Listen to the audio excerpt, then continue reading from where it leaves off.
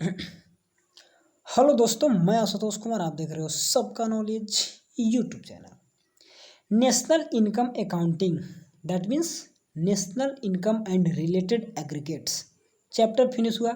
कुछ objective question देखे थे और आज ऑब्जेक्टिव प्लस सब्जेक्टिव, कहने का मतलब कुछ ऑब्जेक्टिव देखेंगे और कुछ न्यूमेरिकल देखेंगे सब्जेक्टिव के फॉर्म में, क्योंकि बाकी तो सब्जेक्टिव डिटेल में पढ़ा दिया नोट्स में, लेकिन इस चैप्टर से न्यूमेरिकल आने का चांस रहता है थोड़ा बहुत।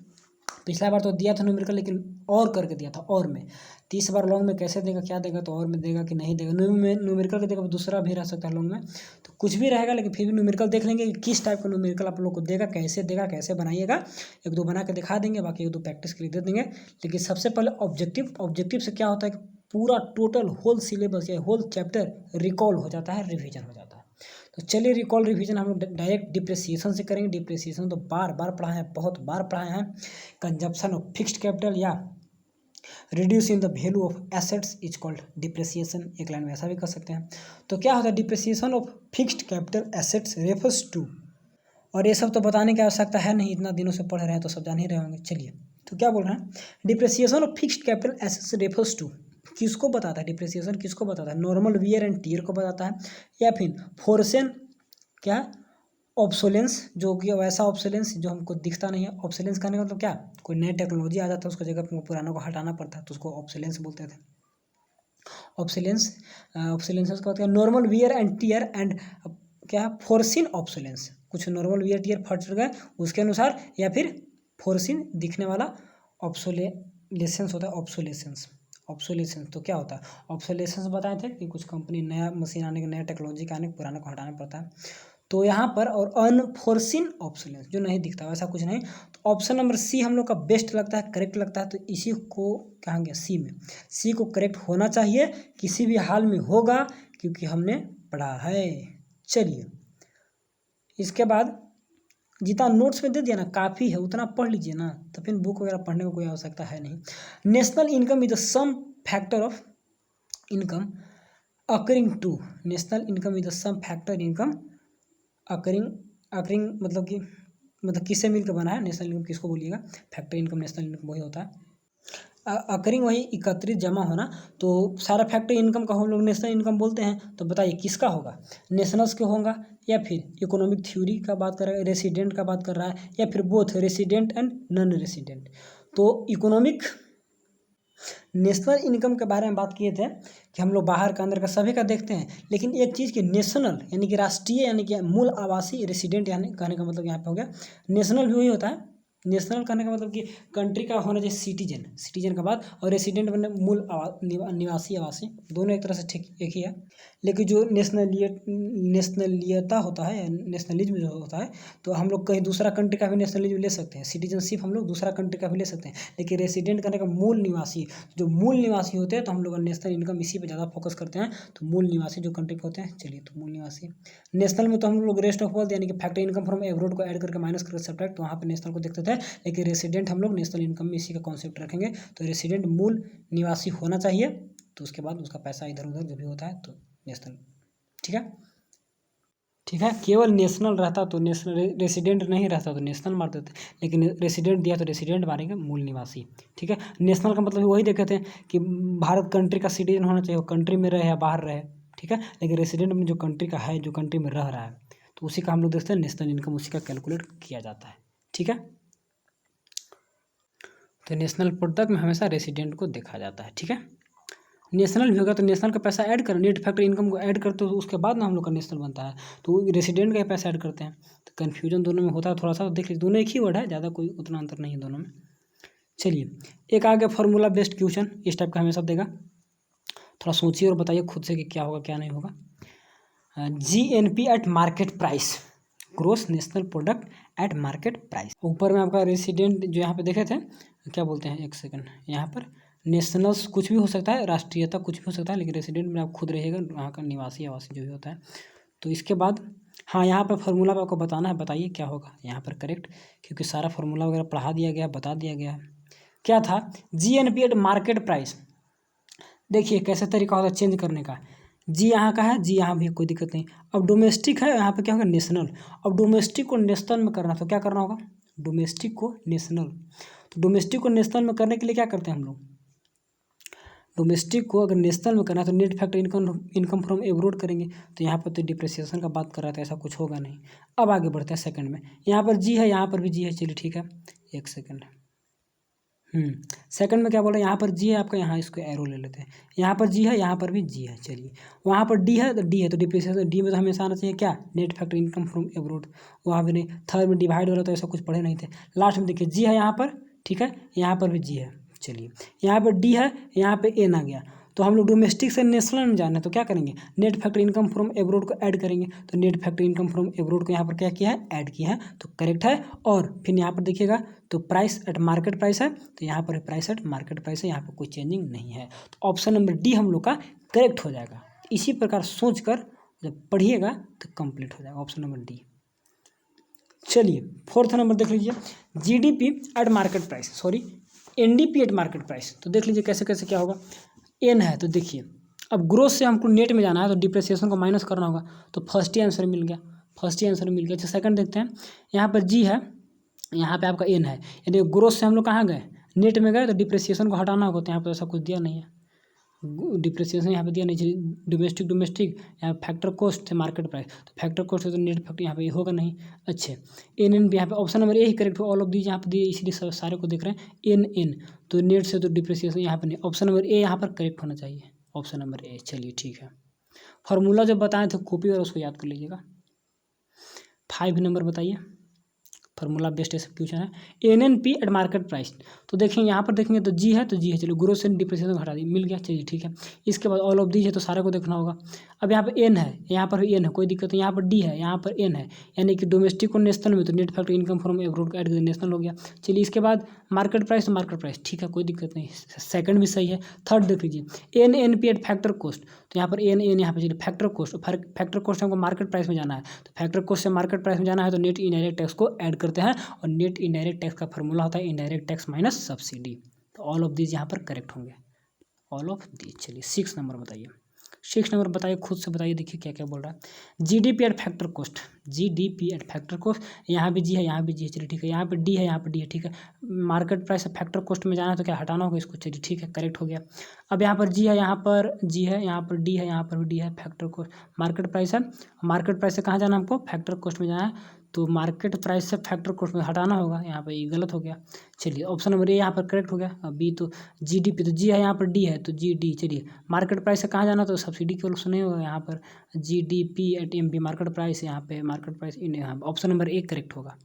कैसे बना रहे हैं देख रहे हैं ना, कैसे मैं बना दे रहा है कन्वर्ट करके, तो देख रहे हैं, तो इसी प्रकार से आप लोग को भी सीख लेना है, ठीक। वैसे समझ में नहीं आएगा जब तक ऐसे नहीं सीखिएगा। चलिए रुक जाइए एक सेकंड। हाँ 7th नंबर बताए जीडीपी एट फैक्टर कॉस्ट, हमको क्या करना है कि हम देखिए नेट है, तो यहाँ पर ग्रोथ, तो ग्रोथ से नेट में जाना है तो क्या करना होगा, यहाँ पर गलत हो गया, ऑप्शन में होगा नहीं, इनडायरेक्ट टैक्स यहाँ पर डिप्रिसिएशन का काम होता। अच्छा जी है, चलिए डी है, यहाँ पे एन डिप्रिसिएशन का, ठीक है, D D factor, option number B correct होगा, ऑप्शन नंबर जी, यहाँ पर D factor cost in economy all of the, option number B correct, option number B correct. चलिए 8 नंबर बता दीजिए, सब इसी टाइप का, ज़्यादातर इसी टाइप का रहेगा इसी में। चलिए बताइए क्या बोल रहा है 8 number, N N P at factor cost, N है, चलिए ठीक है, और यहाँ पर जी है, तो जी से एन में जाना डिप्री, ऑप्शन नंबर एक करेक्ट है। अब ऑल ऑफ दिस भी दिया है तो सारे को देखना होगा, एन है, चलिए तो एन मार्केट प्राइस से फैक्टर कॉस्ट, मार्केट प्राइस से फैक्टर कॉस्ट क्या करना होगा, economic subsidy minus indirect tax, तो यहाँ पे ठीक ही एक तरह से, क्योंकि यहाँ पे क्या होता है नेट इनडायरेक्ट टैक्स का फॉर्मूला कन्वर्ट करिएगा तो मिल जाएगा इनडायरेक्ट टैक्स माइनस सब्सिडी, तो माइनस यहाँ प्लस हो जाएगा, अभी माइनस आ जाएगा। चलिए ठीक है, ऑप्शन नंबर बी भी सही है। एनडीपी एट मार्केट प्राइस और net factor income from abroad, market price यहाँ जोड़ देंगे तो एन है, यहाँ पर एन है, डी तो डोमेस्टिक से नेशनल में, तो net factor income from abroad, यहाँ पर मार्केट प्राइस है, यहाँ पर भी फैक्टर कॉस्ट है, तो थोड़ा सा गलत हो गया, थोड़ा सा ऑप्शन नंबर सी में हमको गलत लग रहा है, ऑल ऑफ दिस दिया है, ऑप्शन नंबर सी में थोड़ा सा मिस्टेक क्या हो गया, यहाँ पर एक और काम करना होगा। चलिए यहाँ पर तो नेट ठीक है, नेट से हमको नेट में कोई दिक्कत नहीं होगा, डोमेस्टिक से हमको नेशनल में चलेगा तो नेट फैक्टर को ऐड कर दीजिए। अब यहाँ पे फैक्टर कॉस्ट है, मार्केट प्राइस है, तो मार्केट प्राइस से फैक्टर कॉस्ट हमको जाना है, मार्केट प्राइस से फैक्टर कॉस्ट यहाँ पे माइनस करना होगा, क्या बताइए क्या माइनस करना होगा, नेट इनडायरेक्ट टैक्स, ठीक है, मिस्टेक है, नेट इनडायरेक्ट टैक्स का फॉर्मूला होता है इनडायरेक्ट टैक्स माइनस सब्सिडी। चलिए तो क्वेश्चन नंबर 9, चलिए question number 9, according to the national income at constant price is known has, बताइए थ्योरी में पढ़ाया होगा कांस्टेंट प्राइस, करंट प्राइस, तो कांस्टेंट प्राइस पे जो होता है उसी को हम लोग रियल इनकम बोलते हैं। याद होगा तो बहुत अच्छा, नहीं तो याद कर लीजिएगा, ठीक है, रियल इनकम। इसके बाद क्वेश्चन नंबर 10 बोल रहा है which of the following is item are excluded from GNP measurement, gross national product जब मेजर करते हैं तो उसमें से किसको नहीं रखते हैं। तो प्रिकॉशन वगैरह पढ़े होंगे तो थोड़ा बहुत माइंड में प्रिकॉशन से यहाँ पे क्वेश्चन दे दिया, क्या बोले प्रिकॉशन से ऑब्जेक्टिव भी बनता है। तो ग्रोस नेशनल प्रोडक्ट, ग्रोस मैंने पूरा संपूर्ण, नेशनल मैंने रेस्ट, और यहाँ पे सब कुछ। तो बताइए कि नेशनल प्रोडक्ट में क्या करेंगे हम लोग, कैसे कैसे, तो डिप्रिसिएशन तो रहेगा ना, ग्रोस है तो प्योरली फाइनेंशियल ट्रांजेक्शन या ट्रांसफर ऑफ क्या, प्योरली फाइनेंशियल ट्रांजेक्शन, जो भी पैसा में लेन देन होगा उसके बाद उसको ऐड करेंगे नहीं करेंगे। Transfer of use to goods and non market good services, इसका ऐड करेंगे नहीं। और illegal activity and the value of leisure, तो यहाँ पर इलीगल एक्टिविटी का होगा नहीं। यहाँ पे ऑप्शन नंबर हमको ए और बी में कन्फ्यूजन लगा, transfer use to goods and service, transfer, एक सेकंड देखिए, transfer of used goods, use में यूज किया हुआ गुड्स यानी कि सेकंड हैंड गुड्स का बात आ गया, तो ये भी नहीं होगा। तो ऑप्शन नंबर ए हमको करेक्ट लग रहा है। ऑल ऑफ दिस कैसे, यहाँ पर ऑल ऑफ दिस कैसे कैसे करेंगे समझ में नहीं आ रहा। नोट इंक्लूडेड होगा, नोट इंक्लूडेड की इंक्लूडेड है, यहाँ पर कन्फ्यूजन वाला बात है। आंसर भी कभी कभी गलत देता है, तो आंसर में हम लोग ध्यान नहीं देंगे। Which of the following item are excluded from grossness, oh excluded, यहाँ पर ध्यान, एक्सक्लूड, इंक्लूड नहीं करना, एक्सक्लूड करना है, तो यहाँ पर ठीक है यहाँ पे। लेकिन transfer of goods and service non market activity, transfer of used goods and non market goods and services, यहाँ पर हाँ ठीक है, यहाँ पर भी इलीगल एक्टिविटी को एक्सक्लूड करेंगे, इसको भी छोड़ देंगे क्योंकि सेकंड है, ठीक है, एक्सक्लूड, चलिए सब कुछ सही है, कहीं से कोई दिक्कत नहीं है। प्योरली फाइनेंशियल ट्रांजेक्शन, अब ऑप्शन नंबर ए में कन्फ्यूजन है, प्योरली फाइनेंशियल ट्रांजेक्शन जो मुख्य रूप से जो पैसा का लेन देन होगा तो उसको तो ऐड करेंगे, लेकिन प्योरली फाइनेंशियल ट्रांजेक्शन को ऐड नहीं करेंगे, एक्सक्लूड कर देंगे, क्योंकि प्योरली यानी कि न्यू, तो जब प्रोडक्शन में करेंगे तो वहाँ पे फाइनेंशियल ट्रांजेक्शन नहीं, वहाँ पे तो प्रोडक्शन होंगे, कंजप्शन होंगे, उसके बाद एक्सपेंडिचर होगा। तो प्योरली फाइनेंशियल करना तो पैसा का एक जगह से दूसरी जगह ट्रांसफर करना, तो यहाँ पर इसको भी ऐड नहीं करेंगे, ठीक है, क्योंकि पैसा को ट्रांसफर कर रहे हैं तो पैसा तो कहीं ना कहीं बन चुका है, कहीं ना कहीं वो प्रोडक्शन का पार्ट है, अब उसी पार्ट को, तो चलिए इसी प्रकार क्लियर हो गया। थोड़ा सा इसमें कन्फ्यूजन था तो इस टाइप से रखिएगा, तो ऑल ऑफ दीज यहाँ पर होंगे, यानी कि एक्सक्लूडेड है। एक एक वर्ड के चलते हम लोग बहुत ही कन्फ्यूजन में आ जाते हैं, थोड़ा सा मिस्टेक हो जाता है, तो देखिएगा। चलिए खत्म हो गया, हम लोग जल्दी जल्दी क्या बोलते हैं, फिल इन द ब्लैंक्स देख लेंगे। फिल इन द ब्लैंक्स में तो याद करना होगा जो भी होगा। रियल नेशनल इनकम, एक सेकेंड यहाँ पर थोड़ा सा आंसर जो भी होगा आंसर को मैनेज करिएगा। चलिए एक second, real national income is the value at the current income eight, तो करंट इनकम तो क्या होगा, बेस ईयर प्राइस पे, चलिए उसी को रियल इनकम बोलते हैं, ठीक है।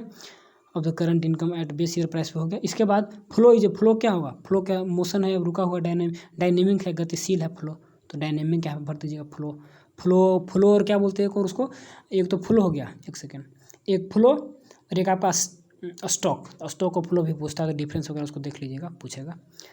चलिए फ्लो क्या भराएगा यहाँ पे, so the flow of goods and services across different sector, तो रियल फ्लो होगा ना, real flow of goods and services को रियल फ्लो, दो प्रकार का फ्लो होती है, एक रियल फ्लो, एक मॉनेटरी फ्लो। तो मॉनेटरी फ्लो में पैसा का लेन देन होता है, पेमेंट सर्विसेज का, यहाँ पे रियल गुड्स एंड सर्विसेज का होता है, तो रियल फ्लो उसको बोलते हैं। चलिए क्वेश्चन नंबर 4 में क्या, नो टाइम डायमेंशन किसी में, तो स्टॉक में नहीं होता है, स्टॉक में टाइम डायमेंशन नहीं होता है, हैज़ ए टाइम डायमेंशन, तो फ्लो में टाइम डायमेंशन, यहाँ पर रो नहीं, यहाँ पर क्या होगा, फ्लो होगा, ठीक है। 6 the production method is known has, production method को और क्या कौन सा मेथड बोलते हैं, बताइए। प्रोडक्शन मेथड को वैल्यू एडेड मेथड बोलते हैं, तो सारा कुछ पढ़ाया हुआ है, देख लीजिएगा, वैल्यू एडेड मेथड। चलिए question number 7 the weight are in CPI, weights are in CPI क्या होता है, कांस्टेंट, एक सेकंड, कांस्टेंट कैसे, वेट जो हम लोग वेट इसको एक यहाँ पे ये कांस्टेंट प्राइस इंडेक्स का जो फॉर्मूला था ना, कांस्टेंट प्राइस इंडेक्स आता है जो हम लोग देखे थे फॉर्मूला पे, कि यहाँ पे करंट प्राइस, यहाँ पे और नीचे में क्या था, रियल प्राइस जो भी होता है यहाँ इंटू 100 करके हम लोग निकालते थे क्या, CPI, तो यहाँ पर फॉर्मूला देखिएगा तो रिकॉल हो जाएगा, तो कांस्टेंट होता है। इसके बाद GDP deflector does not include price of, GDP deflector कौन सा गुड नहीं होगा, इंपॉर्टेंट गुड्स, GDP में जो जिसका इंपोर्ट किया हम लोग बाहर से, तो GDP में कहाँ से उसका हो, GDP में तो जो कंट्री में प्रोडक्शन होगा उसी को ना देखेंगे। तो इतना जल्दी हम लोग खत्म कर दिए, और ट्रू और फॉल्स बताना। Real flow show the flow of money across the different sector, real flow में क्या मनी को दिखाते हैं, एक सेकंड, रियल फ्लो में मनी को दिखाएंगे, तो रियल फ्लो में मनी फ्लो तो फॉल्स होना चाहिए, क्या बोले, रियल फ्लो में तो गुड्स एंड सर्विस का होता है, मनी फ्लो में तो मनी फ्लो होता है अलग चीज़, उसको क्या बोलते हैं, एक सेकेंड, रियल फ्लो। तो रियल फ्लो में तो आपका आ गया, यहाँ पे देखिए सोल्यूशन लिखा हुआ थोड़ा सा। Real flow so the flow of goods and services, एक होता है डिफरेंट सेक्टर, ठीक है। और मॉनेटरी फ्लो होता है एक आपका, उसका नाम क्या था, उसका मनी फ्लो होता है ना, एक रियल फ्लो एक मनी फ्लो। तो इसके बाद स्टॉक की जो डायनेमिक कॉन्सेप्ट, स्टॉक जो है वो डायनेमिक है, डायनेमिक मैंने गतिशील है स्टॉक, तो फॉल्स हो जाएगा, फॉल्स होना चाहिए, देख लेते हैं, फॉल्स है। स्टॉक की जो स्टैटिक कॉन्सेप्ट, स्टॉक क्या है, एक स्टैटिक कॉन्सेप्ट है, ठीक है, रुका हुआ। Whose the magnitude is measure at a particular point of time, इस वर्ड को डालिएगा जब लिखिएगा सब्जेक्टिव में, तो खास टाइम पे निकालते हैं। National income include only transfer income, note the factor income. National income में केवल ट्रांसफर को ऐड करेंगे, फैक्टर को नहीं करेंगे, तो फॉल्स हो गया, उल्टा बोल दिया।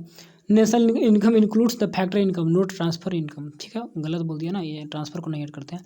चलिए, important is leakage of circular flow of income. Import करने का मतलब बाहर से मंगवाया तो लीकेज का काम किया, तो लीकेज का काम अगर बाहर से मंगवाते हैं कोई भी कंट्री, अब बाहर से कुछ मंगवाते हैं तो आपका पैसा कहाँ जाएगा, पैसा तो बाहर चला जाएगा, तो यहाँ पर ट्रू होना चाहिए, ट्रू होना चाहिए। Imports leads to withdraw of income from process of circular flow, चलिए ठीक है। The value of intermediate goods is not included in the estimation of value added. Value added में इंटरमीडिएट का कहाँ से करेंगे, ठीक है, तो ट्रू होना चाहिए, ट्रू होना चाहिए, true. Only the value output added at the each stage of the production unit included the estimation of value added. चलिए 6, the part of capital gets the consumed during the year is due to wear and tear is called depreciation, is called value added। यहाँ पे तो क्या false होगा ना, depreciation बोलते हैं ना इसको, जो फट। The part of capitals that gets consume, capital का वैसा पार्ट जो कंज्यूम हो जाता है during the year due to wear and tear is called depreciation, ठीक है। सारा कॉन्सेप्ट क्लियर हो गया होगा, इतने आराम से पढ़ा दिए सारे को। चलिए, मैच दो कॉलम है, मैच दो कॉलम आप लोग देखिए, मिलाइए यहाँ पे कौन सा क्या होगा, यहाँ पर मिलाना है, यहाँ पे सारे को देख लीजिए, थोड़ा सा घर पे मिलाते रहिएगा, यहाँ तक आप है ना सारे को लिख के, अगर नहीं तो वीडियो को पॉज करके टाइम होगा तो थोड़ा सा मिला के सारे को देखिएगा, ठीक। अभी हमारे पास टाइम नहीं, डायरेक्ट आंसर को मिला देते हैं, क्योंकि थोड़ा सा सब्जेक्टिव टाइप का भी एक दो न्यूमेरिकल वगैरह भी देखना है ना, तो आज ही सब देख के खत्म कर देंगे।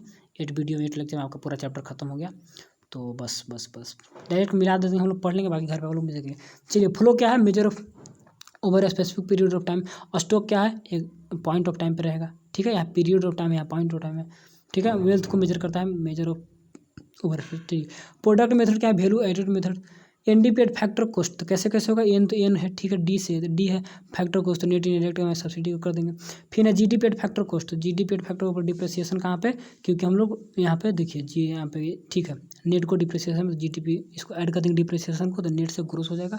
सेविंग क्या होता है, सेविंग का फ्लो कॉन्सेप्ट, सेविंग पैसा, वेल्थ आपका स्टॉक कॉन्सेप्ट हो जाएगा। एग्जाम्पल में पूछता है, याद रखिए, सेविंग किस में और इसमें वेल्थ किस में। इसके बाद 7th नंबर क्या है, final expenditure method, consumption and investment. Final wealth क्या है, windfall gains don't include in national income.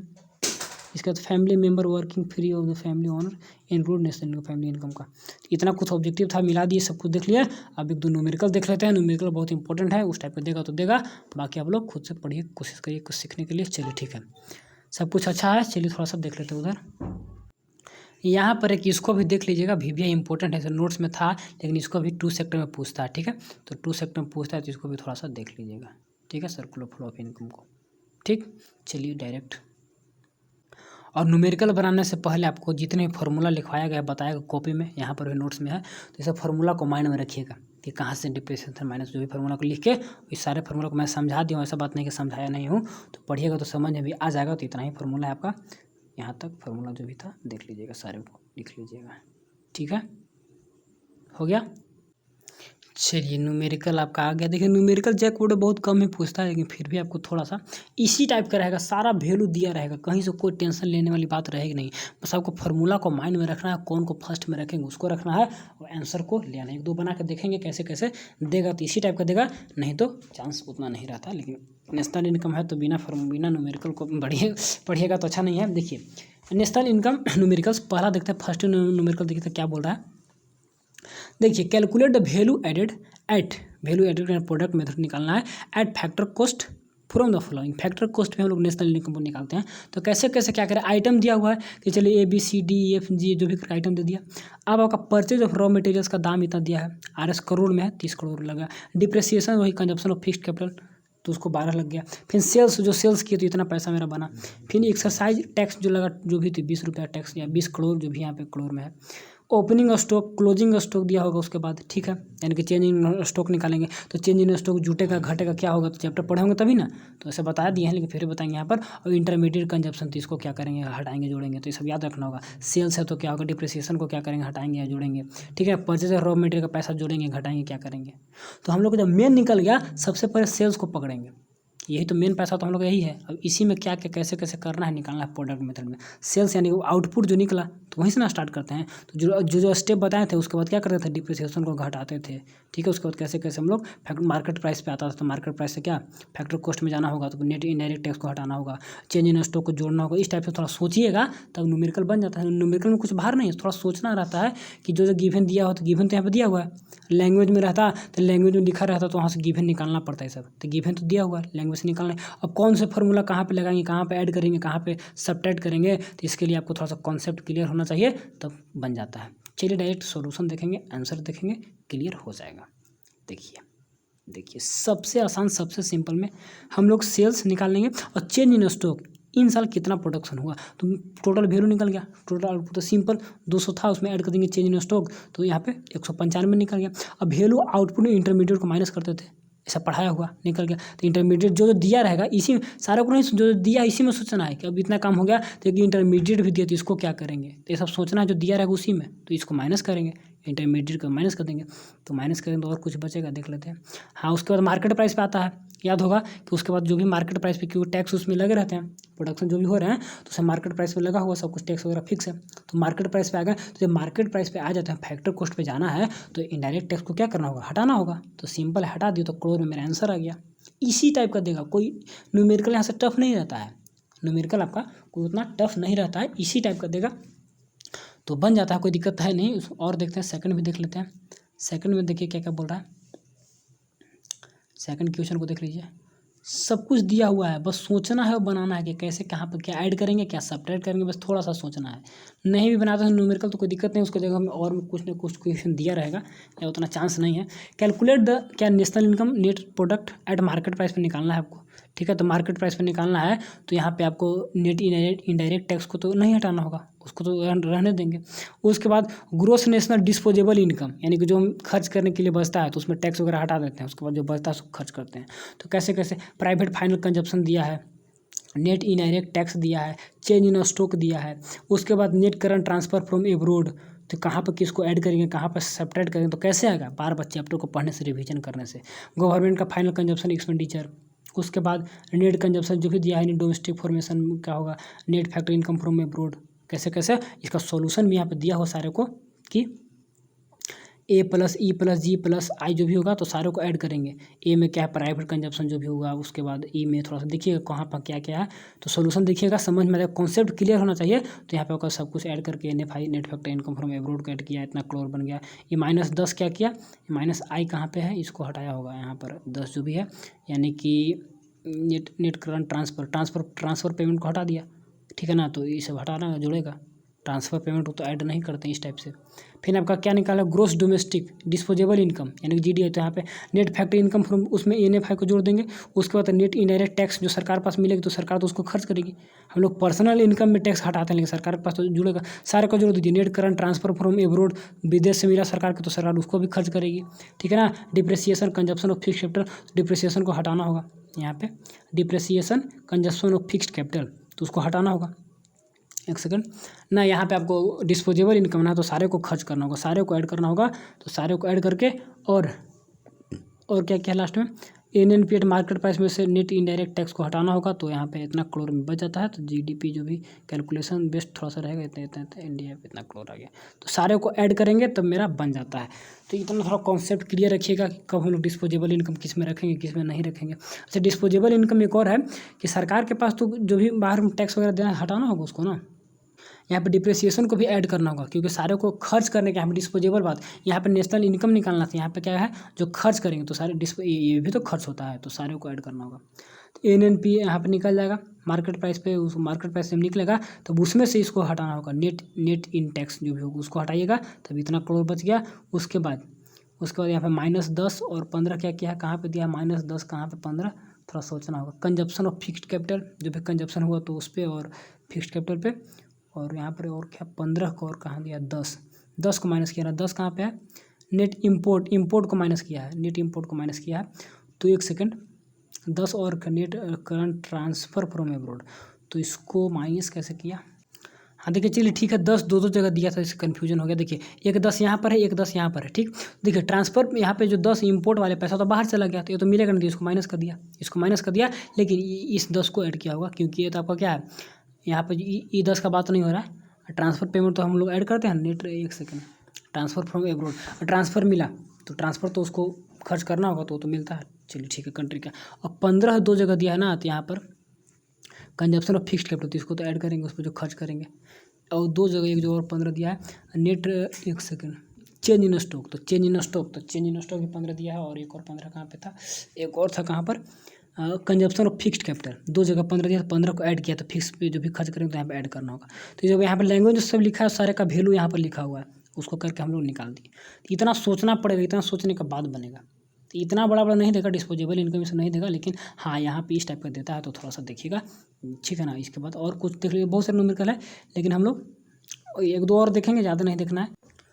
एक आपका देखिए नेशनल इनकम, और क्या है पर्सनल डिस्पोजेबल इनकम। इस क्वेश्चन को भी थोड़ा सा देखिए कि कैसे कैसे क्या दिया है, और बनाने की कोशिश करिएगा, बन जाएगा तो बहुत अच्छा है, नहीं तो उतना कुछ टफ टाइप का है नहीं, लेकिन दे दिया बहुत ज़्यादा। देखिए नेशनल इनकम भी निकालना है, पर्सनल डिस्पोजेबल आपका खुद का, तो आप यहाँ पर टैक्स वगैरह हटाइएगा, खत्म करिएगा। तो रेंट है, प्रॉफिट है, क्या किसको ऐड करेंगे, mixed self employed, compensation of employ, सब पढ़ाया हुआ है, नेट फैक्टर फ्रॉम एब्रोड, सारा वैल्यू दिया हुआ है। और सारे वैल्यू को हम लोग यहाँ पर कैसे कैसे 5 + 2 + 1 + 4 इसको सोच के बना के एक बार देखिएगा कैसे कैसे किसको ऐड किया, किसको हटाया है। उसके बाद हम लोग का नेशनल इनकम मिलेगा, और सारे को ऐड किया जो भी दिया हुआ है, उसके बाद इतना क्लोरम दिया है, और लास्ट में जो भी होता है इंडिपेंडेंट फैक्टर कॉस्ट फॉर दोनों निकालना होगा, दोनों दिया होगा ना। एक और क्या था, पर्सनल डिस्पोजेबल इनकम क्या होता है, किसको ऐड करेंगे, किसको सब्ट्रैक्ट करेंगे। तो यहाँ पे कैलकुलेशन समझिएगा, खुद से देखिए, क्योंकि सारे को रिकॉल करना पड़ेगा, किस में हम लोग क्या करेंगे, किस में ऐड करेंगे, किस में सब्ट्रैक्ट करेंगे, तब बनेगा। इसी टाइप का देता है न्यूमेरिकल, उसमें बता के थोड़ा सा इंडिकेट कर दिया कि जब भी देगा तो इस टाइप का देगा, नहीं तो नहीं देगा, ठीक है। तो बना के देखिएगा, बनेगा तो बनेगा, नहीं तो इसमें बहुत ज़्यादा न्यूमेरिकल सबसे बेसिक टाइप का क्वेश्चन है, तो उतना चांस कम रहता देने का। बस सारे कॉन्सेप्ट थ्योरी को अलग रखिए, क्या बोलते हैं उसको निकाल के रखिए। देखिए calculate GNP eight factor cost by income method and expenditure method, एक क्वेश्चन अच्छा क्वेश्चन है, इसको भी देखिए, कोशिश करिए बनाइए कि यहाँ पे फैक्टर कॉस्ट निकालें इनकम मेथड और एक्सपेंडिचर मेथड, दोनों मेथड से। इनकम मेथड में क्या क्या ऐड करते हैं, कंपनसेशन एम्प्लॉय या फाइनल कंजप्शन एक्सपेंडिचर वगैरह कैसे कैसे ऐड करते हैं। तो जो फार्मूला चैप्टर में पढ़ाया गया है, उस फार्मूला को रिकॉल करके सारे को कहाँ कहाँ ऐड करेंगे, कहाँ कहाँ सब्ट्रैक्ट करेंगे, उसके अनुसार आपका नेशनल इनकम निकलता है। तो इसको जरूर बना लीजिएगा, किसी को बनाइए मत बनाइए, फर्स्ट क्वेश्चन को समझ के। और डिस्पोजेबल इनकम को समझ पाते हैं तो समझ पाइए, डिस्पोजेबल देगा या नहीं देगा, लेकिन आपका क्या बोलते हैं नेशनल इनकम एस्टिमेशन जरूर देगा, निकालने के लिए जरूर देगा, अगर देगा तो, ठीक है ना। तो इसको देख लीजिए कैसे कैसे क्या किया, किसको किसको ऐड किया है, थोड़ा सा रिकॉल करें, कहीं कोई दिक्कत होगा नहीं। 4 5 6 एक सेकंड, जो कैसे कैसे ऐड किया है तो देखिएगा। तो इनकम मेथड में सारे को 4 को 3 को 5 को सबको ऐड किया, तो 4 में देखिए क्या है, 4 में क्या है कंपनसेशन ऑफ एम्प्लॉय, 3 में क्या था प्रॉफिट वगैरह, तो सारे को ऐड करेंगे, टोटल पैसे को निकाल के करोड़ में। एक्सपेंडिचर में क्या करेंगे 1 2 3 6 जो भी था, किसको हटाएंगे, किसको ख़त्म करेंगे। तो कंपनसेशन गवर्नमेंट एक्सपेंडिचर 2 6 जो भी फाइनली, तो देख के उसके बाद जो भी इतना करोड़, इस टाइप बस सिंपल कैलकुलेशन देगा। बस आपको यही सोचना होगा कि किसको ऐड करेंगे, किसको सब्ट्रैक्ट करेंगे। ऐसा नहीं है किसको शुरू में ऐड करें भैया, किसको लास्ट में ऐड करेंगे, नहीं, कहीं पे ऐड कर सकते हैं, कहीं पे सब्ट्रैक्ट कर सकते हैं। शुरू में आप माइनस कर दीजिए, कैलकुलेशन में आंसर तो सेम ही आएगा, लेकिन एक प्रोसेस होता है कि कैसे क्या करना है, क्या नहीं करना है। तो न्यूमेरिकल देगा तो इसी टाइप का देगा, नहीं तो नहीं देगा। इस टाइप का न्यूमेरिकल कब बनेंगे, जब आपका सारा कॉन्सेप्ट क्लियर रहेंगे कि फिक्स्ड कैपिटल किसको बोलते हैं, कंपनसेशन ऑफ एम्प्लॉय किसको बोलते हैं, प्रॉफिट का मतलब क्या होगा, ठीक है ना, net factor income from abroad क्या होते हैं, किसको ऐड करना है, किसको सब्ट्रैक्ट करना है। बस ऐड और सब्ट्रैक्ट, बस ये कॉन्सेप्ट आ गया। ये कॉन्सेप्ट कब आएगा, जब आपका सारा कॉन्सेप्ट क्लियर रहेगा। जो 3 मेथड बनाए नेशनल इनकम कैसे निकालते हैं, जो डायग्राम में बताए थे कि किसको किसको ऐड करेंगे और किसको किसको सब्ट्रैक्ट करेंगे, वहाँ पे बताएं, तो वही सब नियम को यहाँ पे लाना है। और जो फार्मूला बताया उस फार्मूला को रिवीजन रिकॉल करके बनाना है, तो न्यूमेरिकल बन जाएगा, ज़्यादा कुछ टफ नहीं लगता है। डिस्पोजेबल इनकम क्या है, पर्सनल डिस्पोजेबल क्या क्या है, नेशनल डिस्पोजेबल क्या है, पर्सनल डिस्पोजेबल में किसको ऐड करते हैं। डिस्पोजेबल इनकम पढ़ाते समय भी मैंने बताया था कि डिस्पोजेबल इनकम थोड़ा सा इंपॉर्टेंट हो जाता है। डिस्पोजेबल जो खर्च करने के जो मेरे पास बचता है, तो पर्सनल इनकम कौन हो गया, जो मैंने अपना टैक्स वगैरह फी फाइन देकर खत्म कर दिया मेरा, तो पर्सनल हो गया। अब गवर्नमेंट पास क्या है, तो गवर्नमेंट के पास जितना भी टैक्स वगैरह गया तो सब कुछ तो उसको खर्च करना है। हाँ, बाहर कंट्री में कुछ दे दिया तो अलग है, लेकिन वहाँ पे तो उसको सब कुछ national income, national disposable income, personal disposable income के डिफरेंस भी बताया था, तो उसको भी देख लीजिएगा। तो सरकार के पास जो भी टैक्स वगैरह आया हम लोग दिए, तो सरकार तो डिस्पोजेबल हो गया उसका, तो सरकार तो खर्च करेगी। तो सरकार का डिस्पोजेबल क्या है, मेरा डिस्पोजेबल क्या है, ये सब पढ़ाया है, बताया गया है। तो बहुत बड़ा चैप्टर था, बहुत बड़ा के साथ साथ बहुत इंपॉर्टेंट चैप्टर है, बहुत कंसेप्ट इसमें NDP, NNP, factor, cost market price, बहुत नए नए टर्म आते हैं, बहुत स्टूडेंट को कन्फ्यूजन होता है। ठीक है ना, तो कन्फ्यूजन मत करिए, एक बार और रिकॉल करके सारे वीडियो को देख के रिकॉल करिए, रिवीजन करिए, और तब तक के लिए खुद से पढ़िए, आगे बढ़िए। बस मेरे दोस्तों, थैंक्स फॉर वाचिंग। मिलेंगे अगले वीडियो में। कोई भी दिक्कत होगा किसी प्रकार के कि भैया कोई समझ में नहीं आ रहा कैसे क्या करें क्या नहीं करें, तो आप हमें व्हाट्सएप पर भी मैसेज कर सकते हैं 91 42 042 534, या टेलीग्राम पर भी कर सकते हैं। तो चलिए, थैंक्स फॉर वाचिंग।